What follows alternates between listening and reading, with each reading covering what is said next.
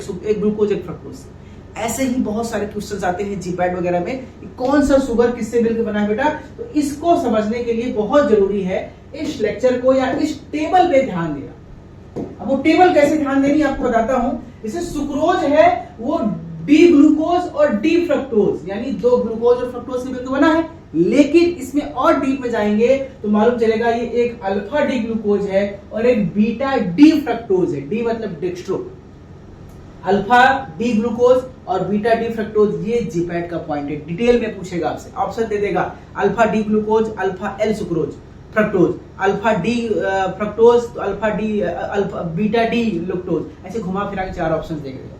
दूसरा माल्टोज जो lactose sugar है जिसको हम मिल्क शुगर भी कहते हैं, आपको पता होगा कि मिल्क शुगर भी कहते हैं हम लोग। जो लैक्टोज है ये भी बनता है दो चीजों से, ग्लूकोज और गैलेक्टोज से, लेकिन ग्लूकोज में बीटा डी ग्लूकोज और गैलेक्टोज में भी बीटा डी गैलेक्टोज। ये टेबल बेटा ना कॉपी में लिख के कम से कम 10 बार याद करना, इससे क्वेश्चन बहुत आते हैं। जीपैट को तो छोड़ो, ड्रग इंस्पेक्टर फार्मेसी एग्जाम में इस टेबल से बहुत क्वेश्चन आते हैं। इसलिए याद करना कि लैक्टोज जो है वो ग्लूकोज और गैलेक्टोज से मिलकर बना है, जिसमें से बीटा डी ग्लूकोज और बीटा डी गैलेक्टोज। आगे हम बात करते हैं माल्टोज, ये भी डाइसैकेराइड है, ये भी ग्लूकोज और ग्लूकोज दो ग्लूकोज मॉलिक्यूल से मिलकर बना है। दोनों सेम है कि नहीं, एक अल्फा डी ग्लूकोज दूसरा भी अल्फा डी ग्लूकोज, यानी दोनों एकदम सिमिलर हैं। अल्फा डी ग्लूकोज के दो मॉलिक्यूल से मिलकर माल्टोज बनता है। तीसरा है रैफिनोज, ये ट्राइसैकेराइड है। देखिए इससे पहले आपने जो देखा वो डाइसैकेराइड थे, तीन मॉलिक्यूल से मिलकर बनेगा, एक ग्लूकोज, एक फ्रक्टोज, एक गैलेक्टोज। ग्लूकोज, फ्रक्टोज और गैलेक्टोज तीनों को मिलाकर जो शुगर बनता है वो रैफिनोज है, जो कि ट्राइसैकेराइड है। अगला हम बात करेंगे, ये भी जेंटियानोज, ये भी ट्राइसैकेराइड है। ये ग्लूकोज, फ्रक्टोज और ग्लूकोज से मिलकर बनता है, यानी हम कह सकते हैं कि दो मॉलिक्यूल ग्लूकोज का और एक मॉलिक्यूल फ्रक्टोज का, यानी दो ग्लूकोज और एक फ्रक्टोज से मिलने से हमारा जेंटियानोज बनता है। अब आते हैं पॉलीसैकेराइड की तरफ, स्टार्च की तरफ आते हैं। अब आपको पता है क्योंकि स्टार्च जो है वो होमोपॉलीसैकेराइड से, तो सब कुछ लगभग सेम होगा। इसमें maltose plus dextrin plus glucose plus dextrin plus amylose, amylopectin, amylose, इतनी चीजें पाई जाती हैं। यानी ओवरऑल स्टार्च कंपोजिशन बताएं तो इसमें माल्टोज डेक्स्ट्रीन और ग्लूकोज डेक्स्ट्रीन का एमाइलोज करीब 15 से 20% है, यानी जो शुगर है। उसके अलावा इसमें एमाइलोपेक्टिन 80 से 85%, एमाइलोज प्लस वाटर सॉल्युबल चीजें हैं वो, और एमाइलोपेक्टिन इनसॉल्युबल, इतनी चीजें मिलकर के स्टार्च बनती है। लेकिन हमको पता है कि ग्लूकोज का पॉलीमर है, ठीक है। और इनुलिन जो है वो फ्रक्टोज का पॉलीमर है, इसको फ्रक्टोसान भी कहते हैं। यानी जब ढेर सारे फलों के फ्रक्टोज के जो शुगर है वो मिलके इनुलिन बनाते हैं। उसी तरह से हाइलुरोनिक एसिड, ये क्या है, ये डी ग्लूकोरोनिक एसिड और एन एसिटिल ग्लूकोसामाइन, इन दोनों को मिलाकर, यानी एन एसिटिल ग्लूकोसामाइन और आपका डी ग्लूकोरोनिक एसिड दोनों को मिलाकर के हमारा हाइलुरोनिक एसिड बनता है। ये भी एक तरह का पॉलीसैकेराइड है। तो ये कंपोजिशन याद करना मेरे बच्चों, इस कंपोजिशन से बहुत सारे क्वेश्चंस एग्जाम में आपके आते हैं, ये टेबल याद रखिएगा। कुछ और एग्जांपल देख लेते हैं, जैसे कि कॉन्ड्राइटिन सल्फेट, ये भी आपका किससे किससे मिलकर बना है, ये D glucuronic acid, N acetyl glucosamine और 4 सल्फेट, इन दो चीजों से मिलकर बना है और ये दोनों एक तरह से पॉलीसैकेराइड्स है। वहीं पे हेपेरिन की बात करें तो ये डू ग्लूकोरोनिक सल्फेट और एन सल्फोग्लूकोसामीन, इनसे मिलकर बना है। मैं फिर से रिपीट कर रहा हूं बेटा, इस टेबल को जरूर 4 से 5 बार याद रखना। जीपैट कॉम्पिटिटिव एग्जाम अक्सर साल के खासतौर पे जो फार्मासिस्ट एग्जाम और ड्रग इंस्पेक्टर एग्जाम होता है, इस टेबल से बहुत सारे क्वेश्चंस आते हैं, ठीक है। ये आपको समझना है। चलिए बढ़ते हैं नेक्स्ट टॉपिक की तरफ। अब हम बात करेंगे ग्लाइकोसिडिक लिंकेज इन कार्बोहाइड्रेट। अब ये क्या होता है, देखिए मैं आपको पहले समझा देना चाहता हूं कि ग्लाइकोसिडिक लिंकेज क्या होता है। जब भी दो शुगर के मॉलिक्यूल, ये अलग अलग शुगर के मॉलिक्यूल है, ये जब शुगर के मॉलिक्यूल आपस में जुड़ते हैं और जुड़कर एक चैन बनाते हैं तो ये बन जाते हैं हमारे डाइसैकेराइड, ट्राइसैकेराइड, पॉलीसैकेराइड, ओके। और जब आपस में जुड़ते हैं तो जिस बॉन्ड के द्वारा ये आपस में जुड़ते हैं, इस बॉन्ड को हम ग्लाइकोसिडिक लिंकेज कहते हैं। क्या कहते हैं, ग्लाइकोसिडिक लिंकेज, ओके। ये ग्लाइकोसिडिक लिंकेज।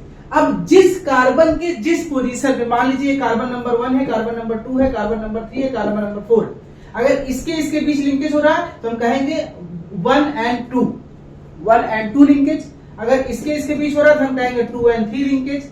इसके इसके बीच हो रहा है तो हम कहेंगे 3 and 4 लिंकेज, और अगर साइक्लिक स्ट्रक्चर है इसके और इसके बीच जुड़ रहा है तो हम कहेंगे 1 and 4 लिंकेज। क्लियर हो गया? 1 4 1 2 2 3 3 4। अगर ये यहां से जुड़ा है ऐसे तो हम कह देंगे 2 और 4 लिंकेज। तो ऐसे ही समझना है कि कैसे लिंकेज का नाम रखा जाता है। अब ये भी क्वेश्चन एग्जाम में बहुत बार पूछा गया कि किस मॉलिक्यूल में कौन कौन से लिंकेज पाए जाते हैं ग्लाइकोसिडिक, यानी कितने पाए जाते हैं। इस पे भी जीपैट में ड्रग इंस्पेक्टर पे बहुत सारे क्वेश्चन बेटा आए हैं। जैसे बात करें सेलुलोज पॉलीसैकेराइड है, इसमें बीटा 1,4 लिंकेज पाया जाता है, यानी 1,4 समझ रहे, साइक्लिक स्ट्रक्चर होगा तो पहला और चौथा आपस जुड़ा होगा, तो 1,4 लिंकेज पाया जाता है सेलुलोज। काइटिन में बीटा 1,4 लिंकेज इसमें भी पाया जाता है, याद रखिएगा। कॉन्ड्राइटिन में बीटा 1,4 और बीटा 1,3 लिंकेज पाया जाता है। 1,4 के साथ भी है और 1,3 कार्बन के साथ भी लिंकेज में है, तो बीटा 1 बीटा 1,3 लिंकेज 4। ग्लाइकोजन की बात करें तो ग्लाइकोजन हमारा पॉलीसैकेराइड है, ग्लूकोज से मिलकर बनता है। इसमें अल्फा 1,4 और अल्फा 1,6 लिंकेज पाया जाता है। एक साइक्लिक सुगर मॉलिक्यूल है, साइक्लिक, एक का 1,4 से और दूसरे का 1,6 से जुड़ता है, जब चेयर में आता है, आपने पढ़ा होगा स्ट्रक्चर में। तो ये अल्फा 1,4 अल्फा 1,6 लिंकेज पाया जाता है ग्लाइकोजन में, याद करना बेटा हर चीज। अगला है हाइलुरोनिडेज में, इसमें बीटा 1,4 लिंकेज जो कि कॉमन है, लगभग सब में पाया जाता है। इनुलिन की बात करें तो इसमें बीटा 1,2 लिंकेज, याद रखना। लैक्टोज मिल्क प्रोटीन है, मिल्क शुगर है, इसमें बीटा 1,4, जितने भी कॉमन है नेचुरल है सब में बीटा 1,4 होता है। माल्टोज की बात करें तो इसमें अल्फा 1,4 इसमें भी है लेकिन अल्फा है। स्टार्च में अल्फा 1,4 और अल्फा 1,6 लिंकेज पाया जाता है, जबकि सुक्रोज में अल्फा बीटा 1,2 लिंकेज पाया जाता है। लिंकेज मैंने कहा ना, ये सब टेबल याद करके चलो बेटा, इन सबसे बहुत क्वेश्चंस बनते हैं कि कार्बोहाइड्रेट में, पॉलीसैकेराइड, मोनोसैकेराइड, डाइसैकेराइड्स में, मोनोसैकेराइड छोड़ दो, डाइसैकेराइड और पॉलीसैकेराइड्स में जो कार्बन 2 शुगर के बीच जो लिंकेज बनते हैं वो कौन कौन से लिंकेज का नाम मैंने बताया। नाम कैसे रखते हैं कि उसके बीच कार्बन की पोजीशन के बीच में हम उसका नाम रखते हैं। तो ये हमने यहाँ पे इसको देख लिया। चलिए आगे बढ़ते हैं। अब 2 प्रकार के शुगर होते हैं फंक्शनल ग्रुप के आधार पर, ठीक है। कार्बोहाइड्रेट के क्लासिफिकेशन में अगर हम आगे बढ़े तो हम पाएंगे कि फंक्शनल ग्रुप के आधार पर भी 2 प्रकार के शुगर होते हैं। जैसे मैं आपसे कहूं कि ये कार्बन की संख्या है, ये मान लीजिए हमारा कार्बन है 1 2 3 4 5 6, ठीक है। तो यहाँ पे HOH ग्रुप लगा है, OH ग्रुप लगा है, HOH ग्रुप। अगर आप चाहते हैं देखना पूरा वीडियो लेक्चर, इसके साथ साथ जीपैट स्टडी मटेरियल और MCQs क्वेश्चन की प्रैक्टिस अपने जीपैट के लिए, तो डाउनलोड कीजिए हमारा एप्लीकेशन KCL ट्यूटोरियल अपने गूगल प्ले स्टोर से, और उसको ओपन करने के बाद आप जाइए स्टोर ऑप्शन में, जहां पे आपको दिखेगा कोर्स टारगेट जीपैट 2024, और इसके साथ आप पाएंगे ढेर सारी video lectures, GPAT study material, MCQ questions और वीडियो से